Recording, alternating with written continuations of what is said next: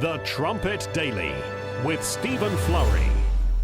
Hello again, everyone, and welcome back to the Trumpet Daily Radio Show. Beautiful, beautiful Monday morning here at the headquarters campus of Armstrong College, Edmond, Oklahoma. So much to get to on today's program. Lots of news and, of course, lots of activities in God's work as well. Last night we had, not the final performance of Celtic Throne. That comes up on Tuesday night.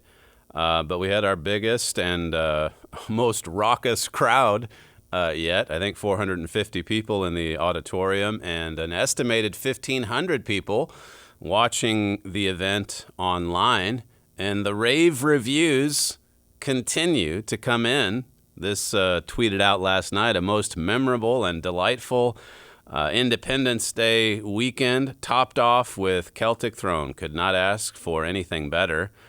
And then this, what an inspiring performance from Armstrong Dance at Armstrong Auditorium. You nailed another show and knocked us out with a spectacular performance. And then it says good night from South Africa. And one of the things that Shane Granger mentioned at the start of the program last night was just how many different nations were represented with that 1,500 number, those that were watching it online. This comment came in from the Philippines. It says, I would like to extend my family's deepest appreciation and gratitude to all the performers and crew of Celtic Throne. What a stellar performance on July 4th weekend.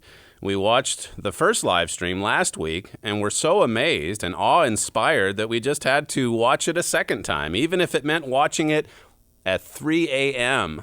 3 a.m. in the morning. It's been the earliest that my two boys have had to get up, but they didn't mind it at all, and were actually so eager to do it a second time. Even the boys are excited to get up in the middle of the night. It says here, we didn't know how the performers could outdo the premiere, for it was absolutely top-notch and spectacular. Yet, starting with the opening number during the second live stream from halfway across the world, we immediately felt the much higher level of energy emanating from Armstrong Stage.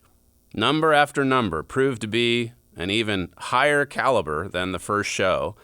There was visibly a higher spring in every jump, a stronger bolt of energy in every kick, greater vibrancy and gusto in every song and musical number. It says, congratulations to everyone for such a stunning performance. So those are some remarks that came in from out and about, those that were watching it online. And we also had our roving reporter on hand here at the concert to get some feedback from those who attended the live performance here at Armstrong Auditorium. Here's a montage of some of the feedback from last night. I think it was absolutely brilliant. Absolutely brilliant.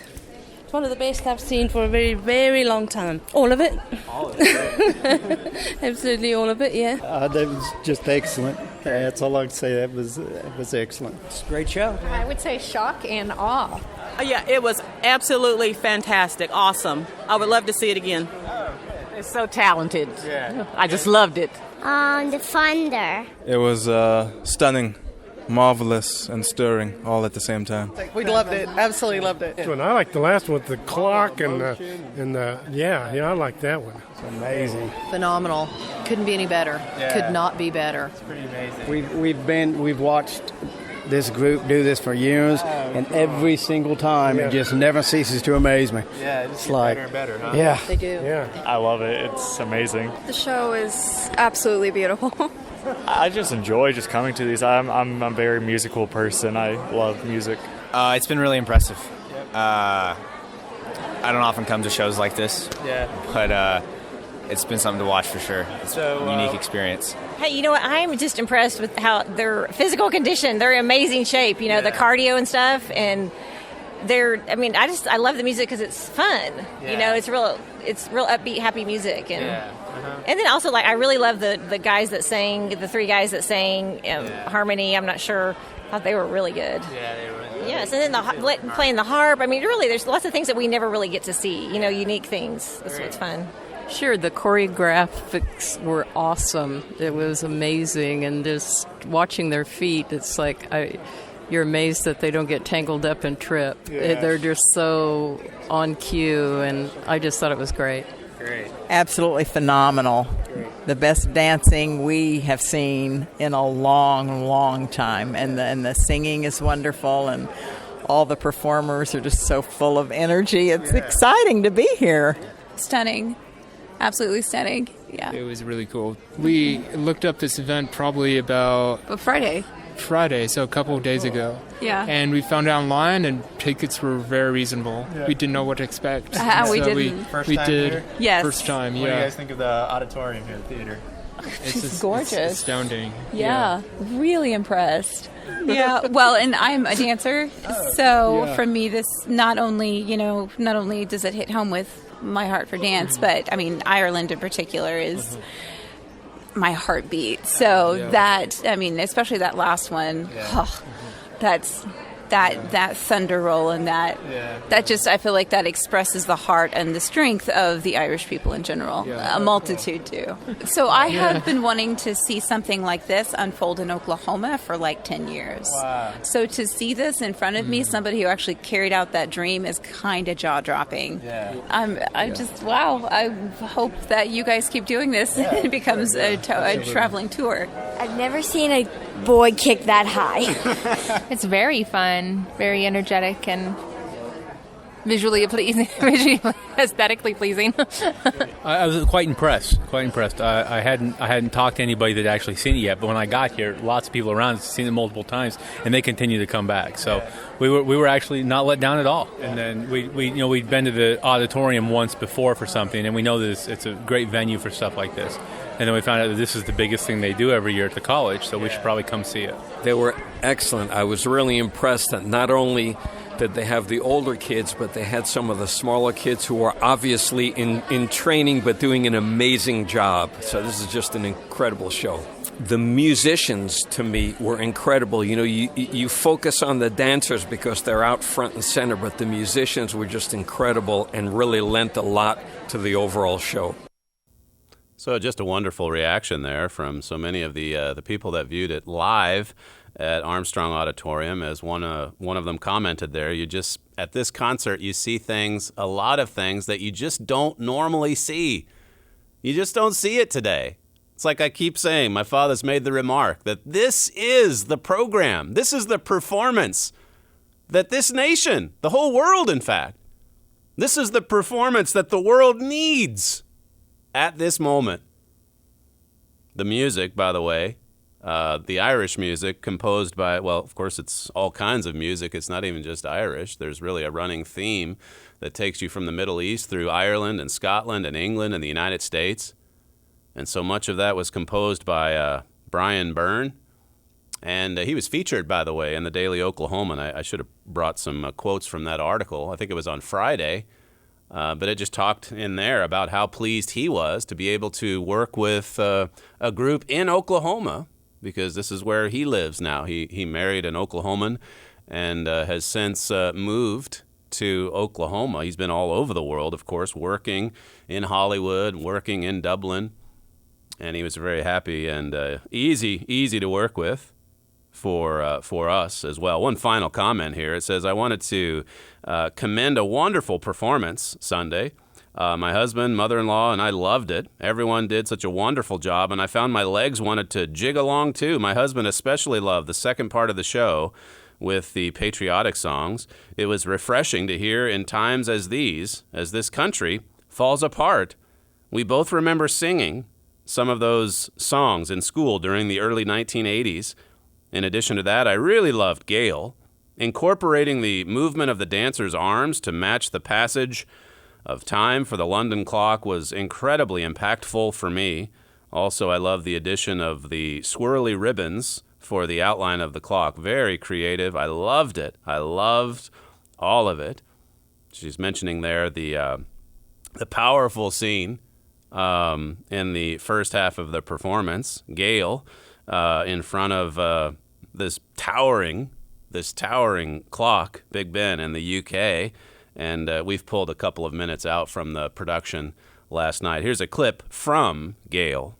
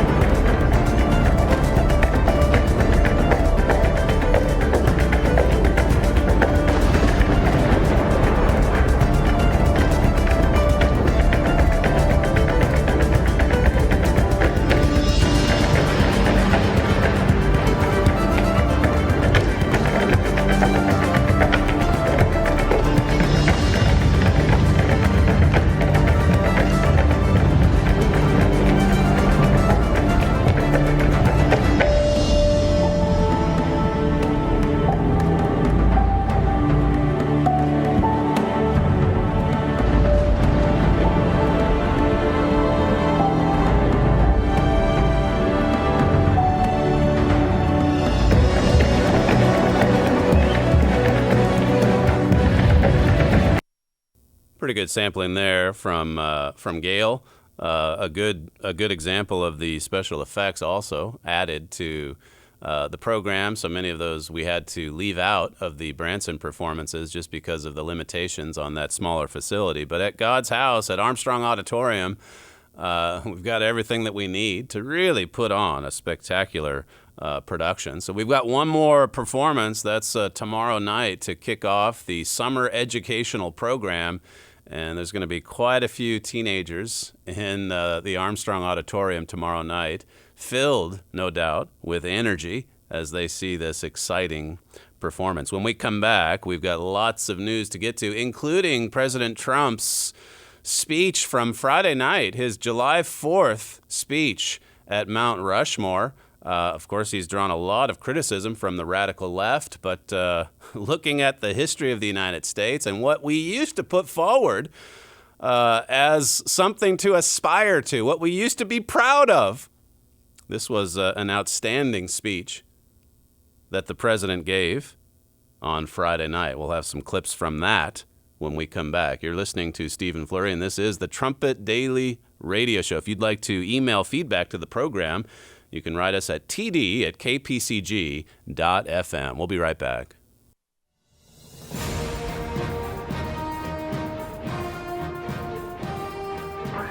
This is KPCG-FM, and this is the Trumpet Daily. A turning point in recent history has gone almost entirely overlooked. Since that time, an unseen cause has brought about national and world troubles in unprecedented fashion. Crises are intensifying as never before. In our generation, we are seeing radical changes to culture, family, education, religion, science, finance, politics, international relations. Everything has been affected. You cannot understand events without recognizing this unseen cause. The United States has been shaken in astonishing fashion. Have you wondered why the world's #1 superpower is declining so rapidly? Are you concerned about where the current administration is leading this country? the Bible provides penetrating insight into the invisible cause of society's decline. America is prophesied to fall before it rises again. The Bible also gives extraordinary insight into how that fall will come about.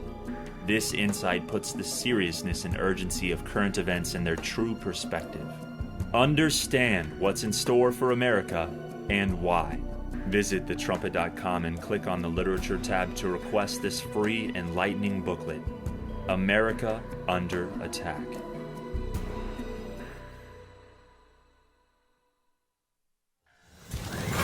The Trumpet Daily.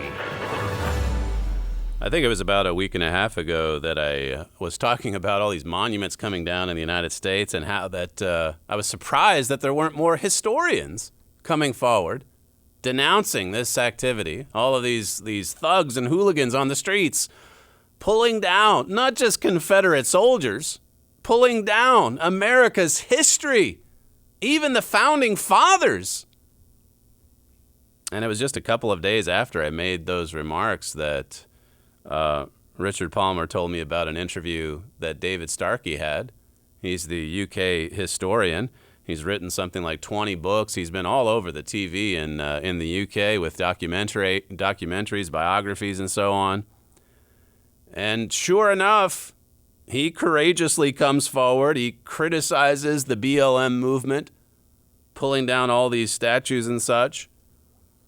And this is a historian that we've leaned on at God's College. We use one of his books, The Crown and Country. That's basically a history of Great Britain. We use that in one of our college courses on Shakespeare here at AC. And so he's had this long and dynamic and distinguished career. And that career came to a screeching halt on Friday. This is from the Associated Press. It says, British historian and TV presenter David Starkey relinquished his honorary fellowship at the University of Cambridge College Friday after he drew outrage for his comments about black people and whether slavery should be considered genocide. Now, there's a lot of commentators in the United States and Britain that are calling slavery genocide.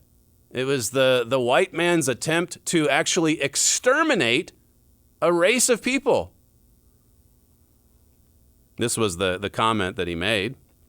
Starkey said in an interview for a YouTube show posted online Tuesday, and I guess it came out Thursday, and then again by Friday, he's done, basically. This was his quote: "Slavery was not genocide. Otherwise, there wouldn't be so many blacks in Africa or in Britain, would there?" Now, before blacks, he inserted the D word, D-A-M-N. So it was a pretty crude and I'm sure offensive remark to a lot of people. But that one statement, you consider the large body of work, and then even the point he makes about the difference between slavery and genocide, seems to me a valid point to make. We're certainly not supporting the way that he worded his statement, but he makes, there's not even any time for him to come out and apologize and I guess go back to work. He's just got to be blotted out. He made an offensive remark, and so he needs to be canceled. You look into some of his history, his background, growing up, overcoming some considerable odds. He was not a member of the upper class, and yet he got a scholarship to Cambridge. He had a lot of severe health problems as a child. He overcame that, and he became a very distinguished scholar. Now, he's had a history of making some controversial remarks. He's pretty outspoken. He's a conservative homosexual. Maybe his sexual orientation has shielded him from some of the worst of the criticism. But over the years, he's made some controversial remarks. He said following the London riots in 2011 that the white youth had taken on black gangster culture. A lot of people didn't like that. Why are you singling out the black gangster culture? All these historians came forward. They wrote a letter criticizing him. They all signed it. They wanted him to get kicked off TV. Ed Miliband at the time said he was a racist. That was in 2011. The next year, speaking about the Rotherham grooming scandal, the Pakistanis, all the raping that was going on, these little British girls, basically, he spoke out against it.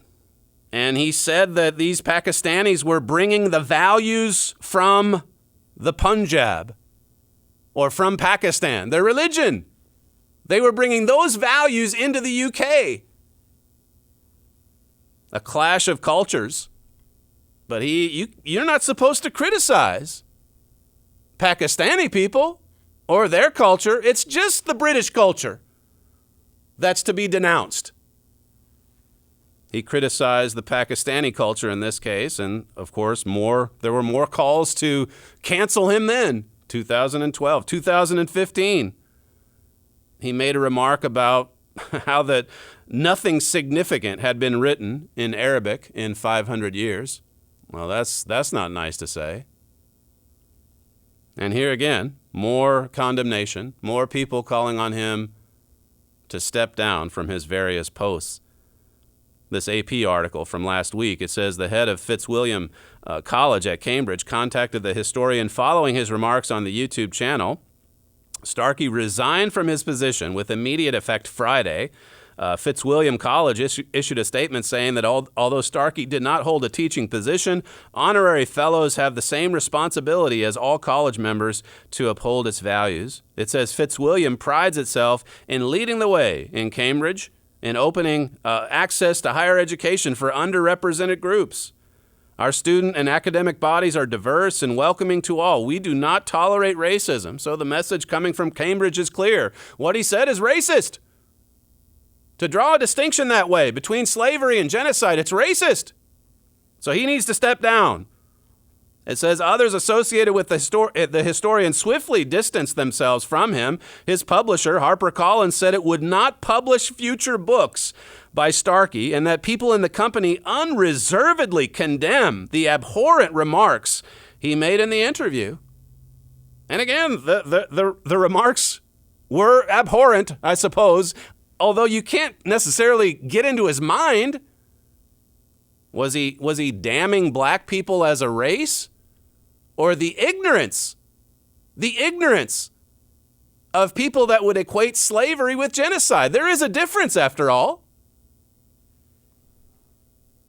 In any event, it says here, Canterbury Christ Church University also terminated Starkey's role as visiting professor. It says in the interview, Starkey also said that an honest teaching, listen to this. This is in the same interview last week. He said an honest teaching of the British Empire would characterize the territories Britain claimed as colonies and protectorates as, quote, the first key stage of our globalization. It's probably the most important moment in human history, and it's still with us. I mean, this is something to celebrate. We celebrate globalism, free trade, nation, the community of nations. He's saying it traces its origins back to the British colonies. Now, that's a bad thing today. You go into modern education today and the colonies, it's just all about plunder and slavery and genocide. Here's this man. He's produced 20 books, and he was writing one for HarperCollins at the moment that this scandal broke last week. That's gone. What about the impressive body of work? One statement. How'd you like to be held to that standard? You make one misstatement. You make one offensive remark, and you're gone. Your career is over. Well, he's been quite critical over the years of the way that history is taught in Britain today, in British schools. Again, his book, Crown and Country, Richard was telling me the other day how he feels like that's probably the best one-volume history of Britain that's out there. That's why we use it. It's a good summary. He focuses in on the individuals, the monarchy, the people, the biographies, the mini biographies. So many modern historians, they just want to talk about events as if great individuals of history had nothing to do with the events. But you know what? You know what made this man an especially choice target for the devil? He held a positive view of British history. He was proud of Britain's culture, of Britain's heritage. He was proud of the empire's greatness, the empire's glory. He saw something magnificent in the British Empire. He obviously he saw the flaws of Henry VIII and Oliver Cromwell, but he also saw something magnificent. Just like Churchill before him, Starkey believed that Britain's culture was, in fact, superior to many other cultures, and he made no apologies for that. He was one who really exalted the crucial role that the monarchy played in Britain's greatness as an empire. This is from an article we had at the Trumpet years ago, and we're quoting from David Starkey here, who wrote, "After the sacking of Rome in AD 410, Britain and most of Western Europe were overrun by Germanic-speaking barbarians. Yet still the Britons remained different. In Europe, life after the fall of Rome was essentially the same as before. People lived in the same towns and cities, worshipped under the same bishops, served the same lords, and spoke the same language. All that changed was the remote figure at the top of the empire, so it was pretty much the same. The Germanic invaders divided and localized the Roman rule, but they kept all the wealth, pomp, and authority that they could." That's quoting David Starkey. And he says here, in Britannia, it was a different story. Here, the fall of Rome marked the end of Romanness. Why was it different in Britain? Why is this important? Well, if you're a student of Bible prophecy, you can understand the importance here of this history. He says further on, David Starkey does, most importantly, perhaps they would invent a new politics. This is speaking of the British Empire and the monarchy that would soon develop from Britain. Well, I say soon. It was actually centuries later, but God was laying the groundwork. After the fall of Rome, Britain lost its Romanness, as he said. He says, most importantly, perhaps they would invent a new politics, Britain that is, which depended on participation and consent rather than on top-down autocracy of Rome. Starkey says it's a story to be proud of, and at its heart lies a single institution, the monarchy. You can see why. Here's a historian who's proud of the British Empire and the British monarchy, and this is the history. This is the history, as we've been covering on this program, that Satan the devil wants to blot out. And so here's another victory, a small victory for the devil, as he blots out this historian after using that coarse language and making the crude remark. His career is over. One misstatement. Listen to this remark from MSNBC over the weekend. They're commenting on President Trump, his July 4th message at Mount Rushmore, and then listen to the remarks about those who support Donald Trump right at the end of this clip. This is number 29. And so here we are, celebrating the birth of a nation, independence for white men, at a site described by one Native American activist as, quote, a symbol of white supremacy. Trump choosing Mount Rushmore for a 4th of July campaign stop is just like when he chose Tulsa, the site of the 1921 massacre against Black Americans, for his Juneteenth weekend rally. It's that cruel, tired, and familiar jab to Black, brown, and indigenous people that makes the shrinking MAGA voter feel as big as a 60-foot face of a colonizing slave owner. Wow, comparing Trump voters to colonizing slave owners. If you vote for Donald Trump, well, you're just like the slave owners. I guess that remark didn't really generate any kind of criticism. I don't think that woman got fired. It only works in the other direction. If you're conservative, if you're traditional, if you really value that history, if you really see it in a positive light, not that you just gloss over the problems, the weaknesses, the sins, but if you take a more positive view, you need to be erased. You need to be canceled. Meanwhile, commentators like that can get up there and say anything they want. You're just a slave owner if you vote for Donald Trump. And she's probably going to be promoted for pushing that kind of propaganda. Al Sharpton on the TV over the weekend, same network. He said that Donald Trump is on the side of white supremacy. All of a sudden, July 4th, this is for white supremacists. It's just freedom for the white man. So along comes Donald Trump, and he carefully stages this remarkable view of Air Force One landing in or flying over Mount Rushmore on Friday afternoon. And then he's there delivering a powerful speech on Friday evening. Here's President Trump from Friday night, clip 6. I am here as your president to proclaim before the country and before the world, this monument will never be desecrated. These heroes will never be defaced. Their legacy will never, ever be destroyed.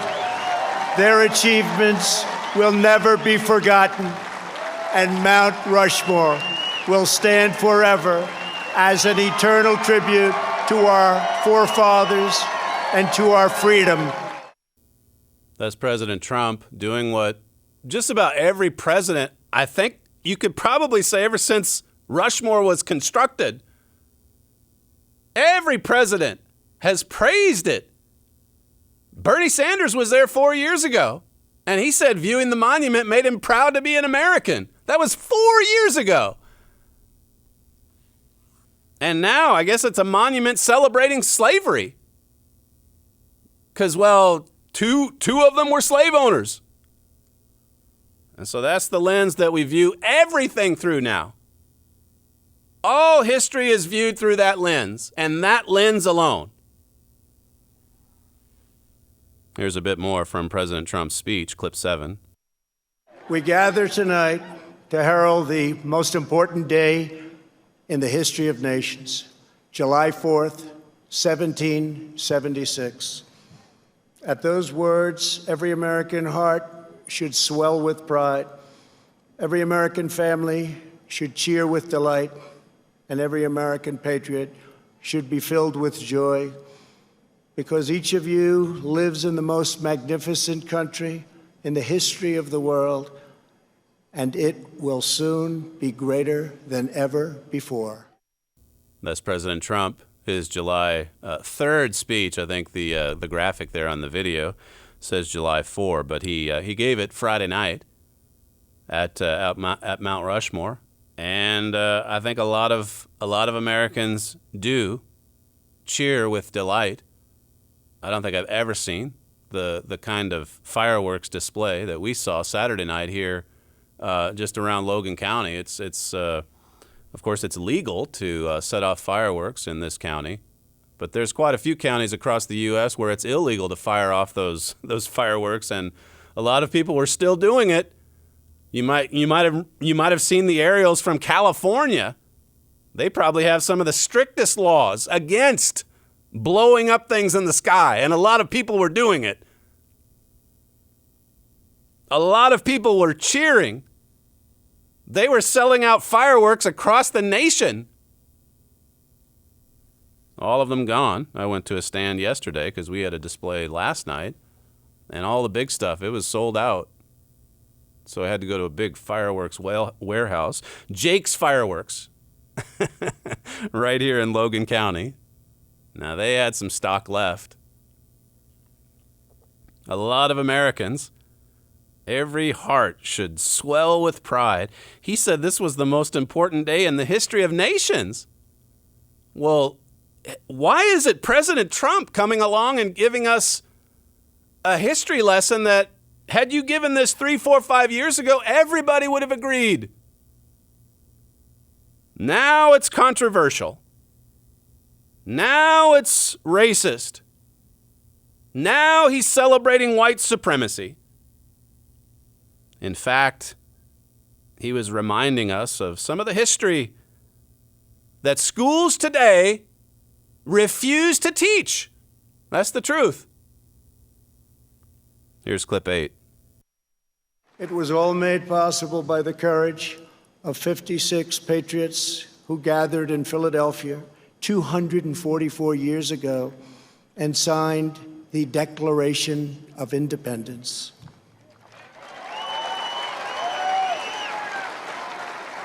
They enshrined a divine truth that changed the world forever when they said, "All men are created equal." These immortal words set in motion the unstoppable march of freedom. Our founders boldly declared that we are all endowed with the same divine rights given us by our Creator in heaven, and that which God has given us we will allow no one ever to take away, ever. That's President Trump from Friday night. It's a pretty positive view of history. The divine truth, as he said there, that all men are created equal. And those immortal words, penned by Thomas Jefferson, by the way, they set in motion the unstoppable march of freedom. The freest, most prosperous nation in the history of the world. Now, that's a pretty positive view. But the radical left, they don't like a positive view of history when it comes to the United States or Britain. Now, if it's coming from Pakistan, it's all positive. If there's gang raping going on, just cover that up. Don't even report that. You cannot criticize that culture. There's a real spirit world. There's a devil that's behind this movement to blot out Israel. Look at the reaction of the media here in the U.S. Just disgraceful. Here he's giving us a history lesson when the historian should be giving it to us. Breaking news, says the New York Times. President Trump delivered a dark and divisive speech at Mount Rushmore, leaning into the culture wars and barely mentioning the pandemic. Well, now they're concerned about the pandemic. Okay. Now that the rioting has subsided, we're back to the pandemic. The mortality rate just continues to plummet. I think there were 250 deaths yesterday across the nation. We have 50 states. I think that amounts to 5 per state if you were to average it out. Second wave. He barely mentioned the pandemic. They didn't mention it at all when Antifa and Black Lives Matter were burning our cities. ABC, President Donald Trump pushes racial division, flouts virus rules at the foot of Mount Rushmore. It's like they all sit in the same echo chamber, and they just write the title a little bit differently, but it's the same talking points. The LA Times, at Mount Rushmore, Trump uses 4th of July celebration to stoke a culture war. Washington Post, at Mount Rushmore, Trump exploits social divisions, warns of left-wing cultural revolution in a dark speech ahead of Independence Day. It was a dark speech. He's there celebrating American history at Mount Rushmore, of all places. This is that clip from CNN 4 years ago, and it's not just Bernie Sanders' reaction. He's at Mount Rushmore. Listen to the tone and the coverage of CNN at that time. Clip 6. This is our country at its very best. What an incredible achievement. Visiting Mount Rushmore today, Bernie Sanders taking in the majesty of the moment, this monument to 4 great American presidents. just the accomplishment and the beauty here. It really does make one very proud to be an American. Very proud to be an American? In front of those four great presidents, said CNN. Today, well, the coverage is nothing like that. Listen to this from CNN just a couple days ago, clip 1. Kicking off the Independence Day weekend, President Trump will be at Mount Rushmore, where he'll be standing in front of a monument of 2 slave owners and on land wrestled away from Native Americans, told that be focusing on the effort to, quote, tear down our country's history.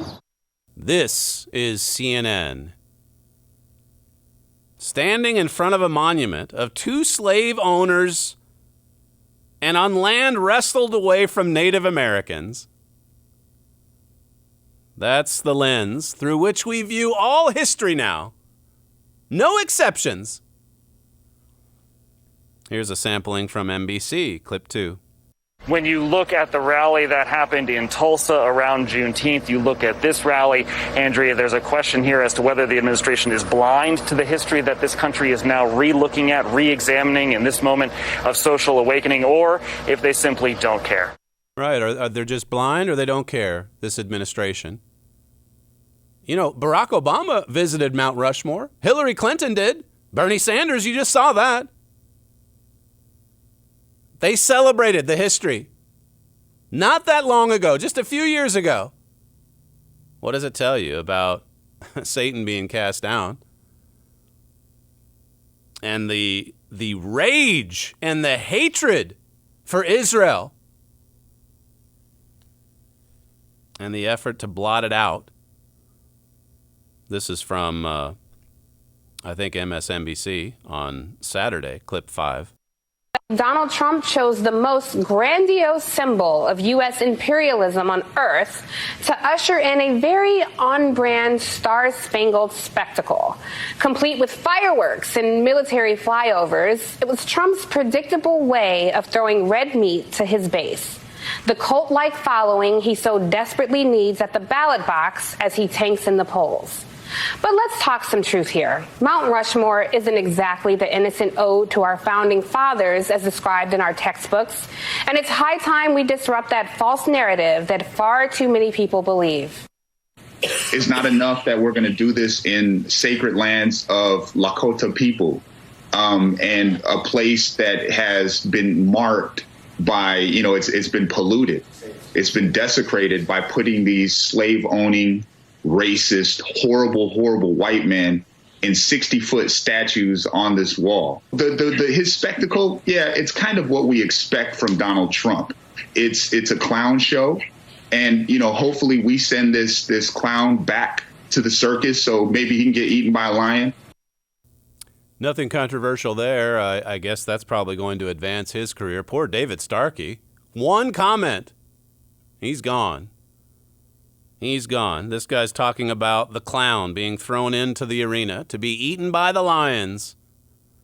And then in referring to those 4 presidents, slave-owning, racist, horrible white men. Just a sampling from the radical left's response to a history speech. A history speech by a president of the United States at Mount Rushmore.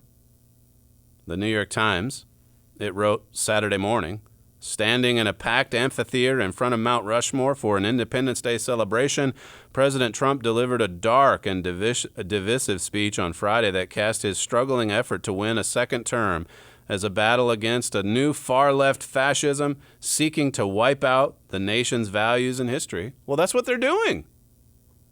Literally, they're out on the streets trying to wipe it out. The New York Times says, with the coronavirus pandemic raging and his campaign faltering in the polls, his appearance amounted to a fiery reboot of his re-election. So it's all political. It's all political. Here these thugs are threatening to take down all the monuments. And so the President of the United States goes to perhaps the most iconic one of all and says, it's not going to happen here. The New York Times says this: most presidents in history have understood that when they appear at a national monument, it's usually a moment to act as a unifying chief of state, not a partisan divider. Really now? But some of these monuments, a lot of these monuments, are being destroyed. And they're being destroyed by people who want to divide and conquer this nation. Well, I could go on and on. That's the New York Times' take. And then there's, of course, the Washington Post was really no different. You heard some of the video clips there. Let me just see if I can get a couple of highlights from the Post. This is by Elizabeth Kolsky. It's time to reconsider the global legacy of July 4th, 1776. This is where we are. It all started, remember, with justice for George. There's police brutality, and it needs to be dealt with. We need fairness. We need justice. Now we're reconsidering the legacy of July 4th. That's Washington Post. That's not the Huffington Post.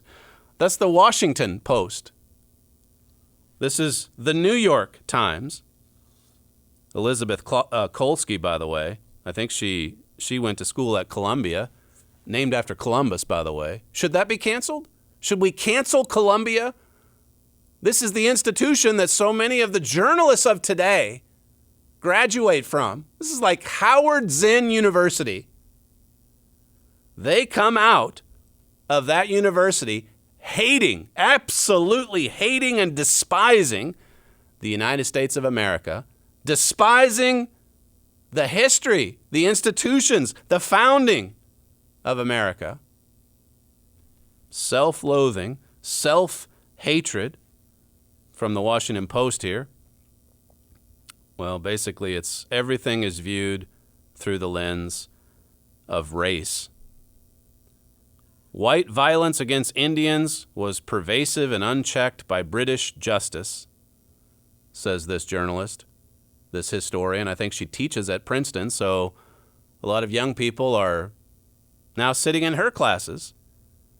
It says Britain's settler colonies in Canada, New Zealand, Australia, and Africa caused the violent dispossession of indigenous peoples and frequently justified the idea of black extermination.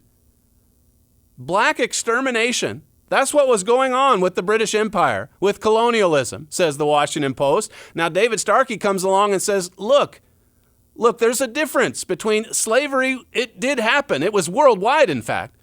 There's a difference, though, between slavery and genocide. And if the extermination happened, then why are there so many densely populated regions in the world filled with black people? Africa, England, the United States, it's, I think, 13%. But to make that distinction, to even make that point, it puts you in danger. It puts you in danger of being canceled. This is how strong and hateful that movement is coming from the radical left. Here's a little bit more from President Trump's speech Friday night. This is clip 9.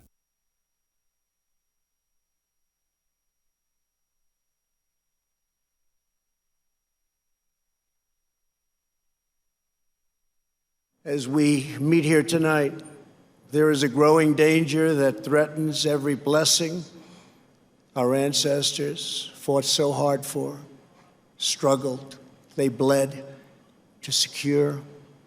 Our nation is witnessing a merciless campaign to wipe out our history, to defame our heroes, erase our values, and indoctrinate our children.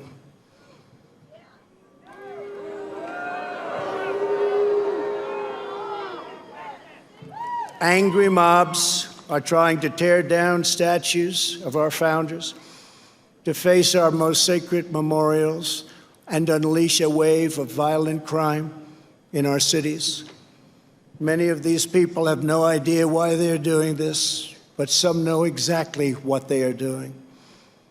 They think the American people are weak and soft and submissive. But no, the American people are strong and proud, and they will not allow our country and all of its values, history, and culture to be taken from them. It really was a wartime speech. And as I say, the New York Times sees it as divisive. But who's causing the division? Who's destroying the history? Who's trying to wipe out the history? Who's trying to defame the heroes? Who's trying to erase the values? Who's indoctrinating children? This is a wartime speech from an American president who knows he's fighting for the survival of the country as we know it. Its very survival is hanging by a thread. What did God say in 2 Kings 14? And the Eternal said not that he would blot out the name of Israel from under heaven, but he saved them by the hand of Jeroboam. This nation, this great nation, is in danger of being blotted out. But not for God. And this Jeroboam figure, my father's made the point in Great Again and elsewhere, where would we be today? He's facing an enemy, this president, he's facing an enemy that absolutely despises everything that America stands for. And he knows the goal of the radical left is to blot it out. How amazing is it that here we've been talking about blotted out for over a year, I think. And all of a sudden, now the lingo is cancel culture. They want to cancel it. In other words, blot it out. Tomorrow's news today, that's the trumpet. Here's another clip from Friday night, clip 10. One of their political weapons is cancel culture, driving people from their jobs, shaming dissenters, and demanding total submission from anyone who disagrees.